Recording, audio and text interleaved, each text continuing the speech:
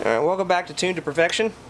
Today I'm going to talk about this really awesome Bushmaster.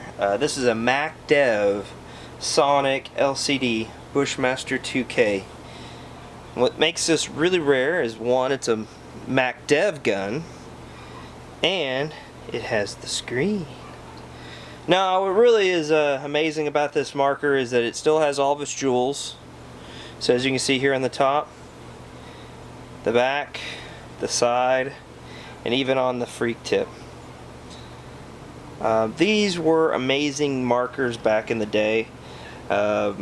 This one, has some love taps from being in a bag over the years, and but other than that, it scratches around the LPR. This one, because it's a Macdev, has the red valve in it right here. It has the Delrin bolt and the O-rings that are in the feed neck here to help grab onto the old school halos, which I'll use to test this marker. It did come with the Gladiator regulator. This is a first gen. You can tell this is a first gen versus the second gen. First gen had the logo underneath without the adjustment down here. So the Gen 2s have an adjustment at the bottom with the two jewels on the side. First gens have the adjustment up here, has a big Delrin puck down at the bottom, and then you put the valve through the bottom of it. I was able to find a orange sunburst orange pop. This one actually comes with an upgraded board chip. So it has a kind of a painted top. It's a semi-auto board. It registers a lot faster, and it has more of the like 10 BPS. So I have it set to 10 BPS so that we can run it in tournaments currently. I do have the original board. I was going to say board, but chip that allows you to run like a zip mode and turbo mode, but it doesn't register a lot of the trigger pulls. Whatever programming they did in the back in the day.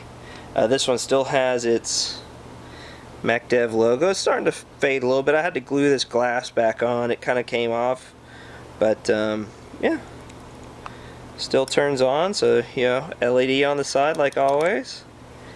What's cool is the top, if it'll focus, is a timer, and the bottom is current shots. So pretty neat. Delrin ball detent with spring, kind of like the old Cobra detents. So yeah, I mean it's pretty neat. Real small LPR, very fine adjustments, nothing too major. Fully rebuildable ram. A sprung ram, so it always pushes forward until you gas it up. Big old jewel where the battery goes right up in here, because the whole grip frame, as you can see, is a board. 8 dip switches. On this current chip, they all, the 7 and 8 do an eye delay, which I guess this chip is set up for eye. I just set it up and put the max delay on it, just for acting like as a delay for the ball to settle.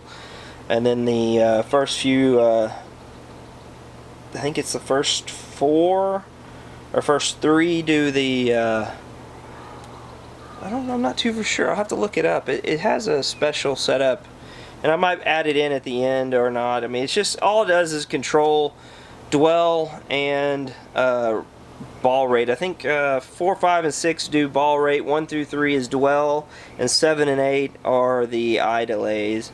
I maxed it all out except for the BPS. I wanted it at 10 so I can use it, and then I put enough dwell in it. I think I have it set at 10 dwell, 10 milliseconds, which I think is pretty common for most.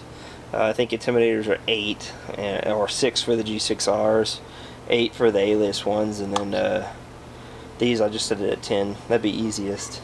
They usually run around 250 PSI to 350 PSI. I have it, I think, set at 250 to run, and then I just upbore the freak back to make it run. But this is a really pretty color. I don't know if it's showing up on the screen, but it's mainly orange, like a gloss orange. Really looks really cool. So let me get the hopper and tank on it, and we'll shoot it. Alright guys, jump cut to the next day.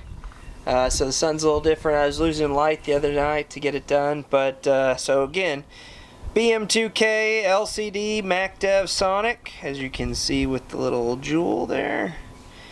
Gassed up with an old halo.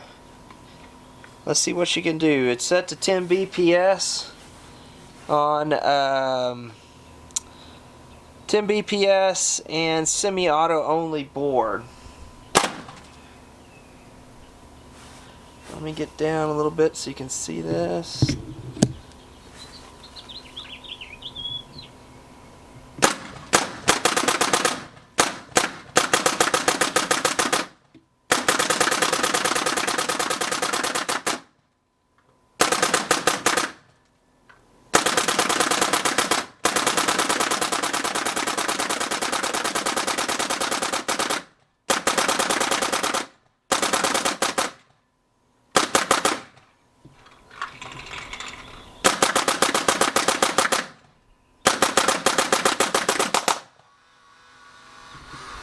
Alright, a little kickback from the wall there.